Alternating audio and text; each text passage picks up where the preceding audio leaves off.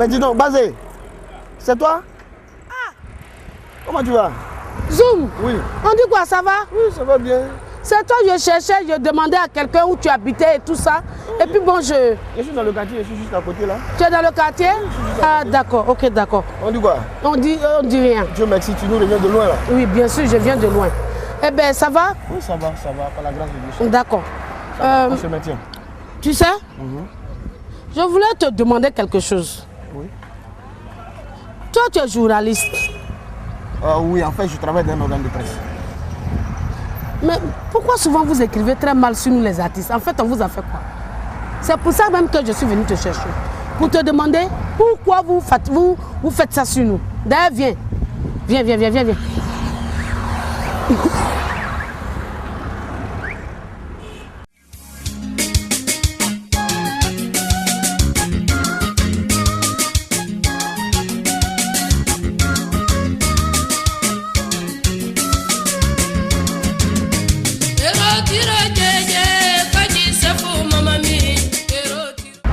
Bonjour, messieurs.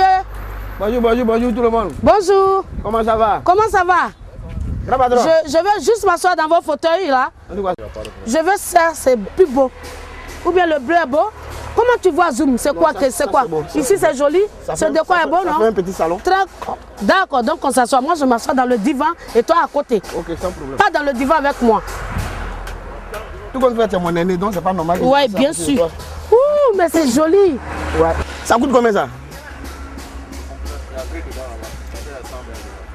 Combien? Il n'y a plus rien à payer là. Hein? C'est à combien fait 120 à débattre? Mais Zoom, toi aussi quand même, tu es un journaliste. Ça là, c'est 120 à débattre. Mais c'est déjà bon. On pensait que les journalistes de Côte d'Ivoire, ils sont les plus riches. Nous sommes les plus pauvres. Mais ils sont misérables. Vous n'êtes pas misérables. Bien sûr. Vous écrivez mal sur les gens. J'estime qu'on vous donne quelque chose pour ça. Non, on écrit mal sur qui? On écrit que ce qu'on voit. Vous êtes sûr qu'en Côte d'Ivoire, si vous écrivez ce que vous voyez? Oui, bien sûr. On ne fait que rapporter ce qu'on entend et ce qu'on voit. On n'invente rien. Vous n'inventez rien comment? Non, pas du tout. Quand vous vous levez comme ça, nous sommes des artistes, nous sommes des femmes, et que vous rentrez dans notre vie, et que vous dites aux gens, celle-là est sortie à lui là aujourd'hui, oh, celle-là a dormi dans tel hôtel aujourd'hui, oh, celle-là a fait comme ça. Pendant que les pirates sont en train de nous tuer, vous ne poursuivez pas ce problème-là, mais c'est nous. C'est nous vous poursuivez. Pourquoi? Mais pourquoi? Tu sais, cher aîné, ce que tu dis n'est pas faux. Hein. Ce que tu dis n'est pas faux. Mais vous savez, dans tout métier, il y a des règles. Il y a des règles. Quelles règles? Ce dont tu viens de nous parler, quand tu dis que les gens rentrent dans votre vie privée, normalement, ça ne devait pas se faire. Mais vous avez des recours. Vous avez des recours. Recours là, c'est quoi? Moi, je ne comprends pas français. Non, vous pouvez vous plaindre. Ah, d'aller à la justice, quoi. Mais bien sûr, vous pouvez vous plaindre. Mais si vous estimez que quelqu'un n'avait pas le droit de divulguer des informations sur votre vie privée, mais vous saisissez les... Mais toi-même, Zoom, qui est assis là, tu as ta vie privée?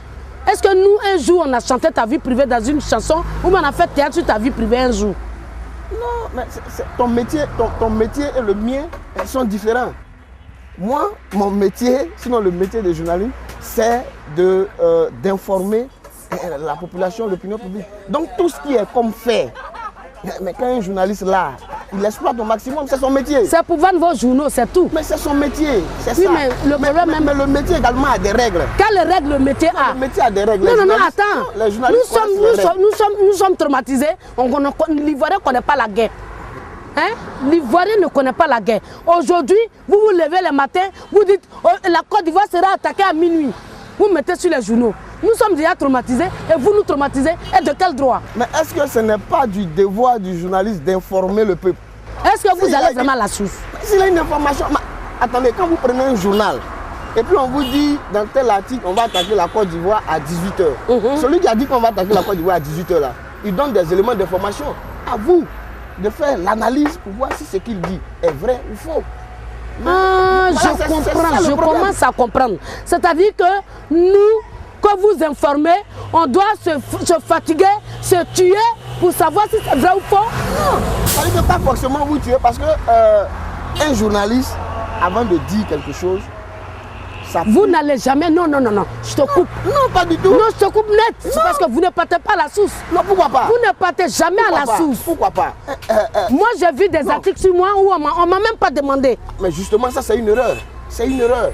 Ce qu'il faut que les gens sachent, c'est que les faits là, on ne peut pas transformer les faits. Si quelque chose ne s'est pas produit, un journaliste ne peut pas l'écrire. Il dit plutôt qu'il n'a pas le droit de l'écrire. Non, si y a un fait, tout à l'heure nous sommes là et puis il y a un accident. Ça c'est un accident, nous tous on a vu. C'est un fait. C'est un fait. Oui, que nous tous on a vu. Le journaliste dit qu'il y a eu un accident à telle heure, dans tel quartier, dans telle commune.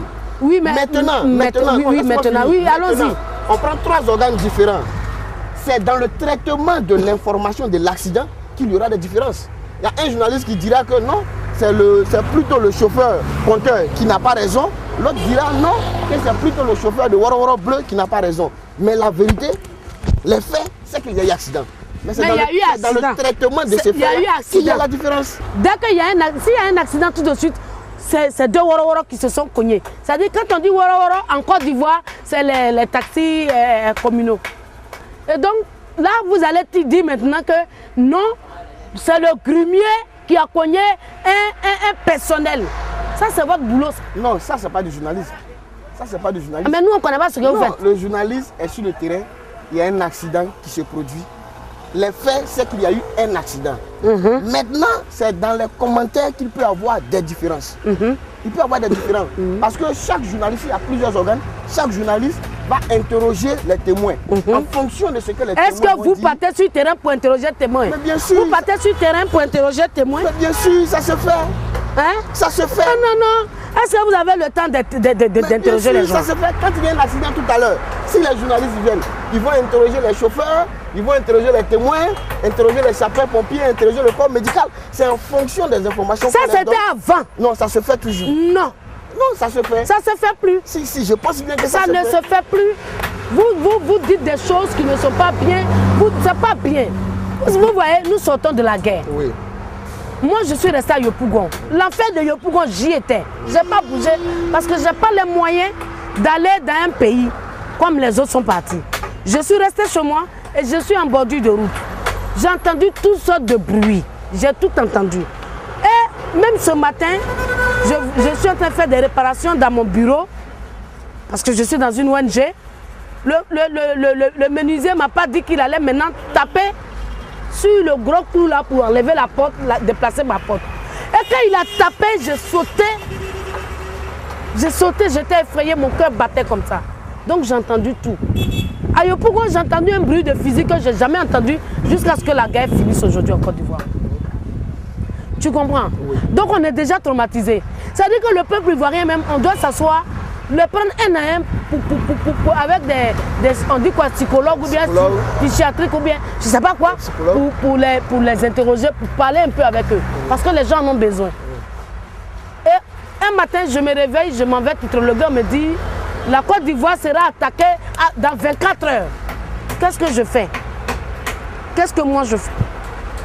Ben, le journaliste qui a donné cette information ou le journal qui a donné cette information. C'est un exemple que j'ai donné. Oui, c'est un exemple. Assurément, il a eu sa source. Assurément, il a eu des informations. Et lui ne fait que donner l'information. En fait, il ne faudrait pas que les gens incriminent les journalistes. Les journalistes ne sont pas responsables de ce qui est arrivé à la Côte d'Ivoire. On n'a pas dit ça. Il faut que les gens. C'est parce que non, on n'a pas dit que. Non. Parce que non, j'ai dit non et non. Ne déplace pas ce que je dis. Oui. Je n'ai pas dit que ce sont les journalistes. Eh oui, d'accord, oui. D'ailleurs, oui. Et puis quoi? Voilà. Les journalistes ne sont pas responsables. Oui, et puis quoi? Les journalistes ne font que rapporter ce qu'ils entendent. Oui, mais quand vous rapportez, mais regardez un peu. Ma soeur, bien. Je te dis, je te prends un exemple simple. Un monsieur X est en campagne et il dit. Moi, là, quand je serai président, là, ceux-là, je vais les mettre à gauche. Et si le journaliste écrit ça, est-ce que c'est la faute du journaliste s'il y a un problème demain? Non, là, il a entendu. Ah, mais justement, mais c'est ça, les journalistes ne font que rapporter ce que nos hommes politiques disent. On ne peut que rapporter. Tu ne me convaincs pas même. Et puis, tu as parlé de Bob Marley, tout ça. Moi, tu ne me convaincs pas. Oui, mais je suis un fanat de reggae. Je suis président national du fan club Tikendia Côte d'Ivoire. Je n'ai pas encore entendu. Je suis président national du fan club Tikendia Côte d'Ivoire. C'est vrai? Mais bien sûr. Et tu veux me faire rencontrer Tiken Jah pour que je lui pose les questions que je te pose aujourd'hui? Je ne pense pas que ça puisse causer des problèmes. Dès qu'il rentre en Côte d'Ivoire, on essaie les démarches. Et puis voilà, de toute façon, il ouvre les écoles dans les villes là. Il n'a qu'à faire les artistes comme ça. Oui, mais sinon, il y a des jeunes qui sont très forts aujourd'hui. Il le fait. D'accord. Il y a certains artistes qui l'ont produit, qui l'ont soutenu. Même récemment, le village Rasta, quand ils ont été rasés, il est venu les soutenir, il leur a donné une enveloppe pour qu'ils puissent trouver un autre coin à leurs premiers besoins. Mais il y a un problème. Vous savez, j'ai échangé un jour avec lui et il a dit que tous les jeunes qui venaient le voir, soit avec leur maquette ou bien avec je sais pas, un album sous la main, ont un problème. Ils veulent tous faire comme soit Alpha Blondy, soit comme Tiken Jah. Là, moi, je ne veux pas. Alpha Blondy existe déjà. Il est là. On ne peut plus le détrôner. C'est ça. Tiken Jah existe déjà. Voilà. On ne peut plus le détrôner. C'est ça. Il cherche quelque chose de nouveau. En fait, moi-même, je vais te dire. De paix à son âme de Tangara Sibouda. Voilà. Venu avec son style, avec sa manière de faire, avec tout ce c'est-à-dire qu'il avait quelque chose dans les tripes qu'il a fait sortir. Et c'était sublime. Les jeunes de maintenant, quand ils veulent chanter, soit ils veulent faire comme Maï System, ou ils veulent faire comme Fadal D, ou ils veulent faire comme Jim Thompson. Alors que ceux-là, ils existent déjà. Ils sont là. On ne peut pas les détrôner. Ils sont là. Quelque chose de nouveau. C'est ça en fait. Il a raison. Voilà, c'est ça le problème. Dis-lui que je dis qu'il a raison. Il est prêt à aider les jeunes Ivoiriens. Il a raison parce que c'est pas bien de copier les gens. Maintenant, si moi, par exemple, j'ai une chanson que quelqu'un veut interpréter, quand il prend ma chanson qu'il veut interpréter, il ne faut pas qu'il chante comme Bazet Thérèse. Voilà.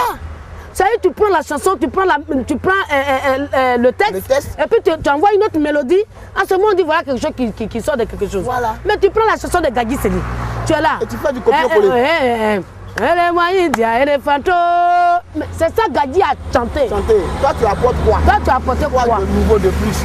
Donc c'est ça, Tiken Jah a raison. Voilà. Bien, Zoum, en tant que toi, en tant que journaliste, en tant que, je ne sais pas, écrivain, en tant qu'écrivain, en tant qu'Ivoirien, en tant qu'Africain, qu'est-ce que toi tu apportes à la paix en Côte d'Ivoire?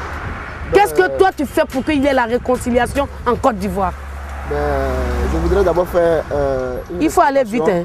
Je suis infographiste.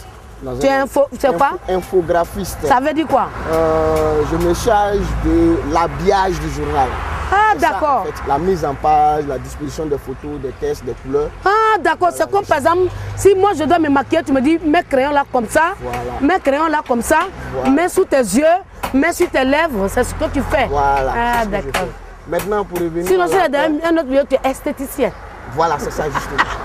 Pour revenir à la paix, je pense que ça doit être un combat quotidien, un combat perpétuel de tout le monde. On parle de réconciliation. C'est vrai qu'il y a une commission dialogue, vérité, réconciliation. Mais il faut que les Ivoiriens sachent que la réconciliation ne doit pas se faire au plus haut niveau. La réconciliation doit commencer dans nos quartiers. Merci. Dans nos cours communes. Dans nos maisons. Dans nos cours communes. Dans nos maisons. Ouais. Le matin, quand tu te réveilles, quand tu dis bonjour à ton voisin, c'est un signe de réconciliation. Oui, bien sûr. Si la veille, vous avez eu des frictions, simplement lui disant bonjour, ça fait baisser les barrières. La réconciliation aujourd'hui, il faut que les Ivoiriens comprennent que sans paix, sans réconciliation, le pays ne pourra pas redémarrer. Et ce pays-là, c'est le seul qu'on a. Il faut qu'on se donne la main pour que nos enfants, parce que c'est ça, il faut qu'on comprenne que la Côte d'Ivoire, on ne la construit pas pour nous, mais on doit la construire pour nos enfants. C'est eux l'avenir de la Côte d'Ivoire. C'est ça. Si nous, dès maintenant, on n'est pas réconciliés, qu'est-ce que nos enfants vont faire demain? Voilà la question qu'il faut qu'on se pose. Merci beaucoup, Zoum. Merci à toi. Merci bien. Et ça m'a fait plaisir de te revoir. Oui, bien sûr. J'espère qu'on se reverra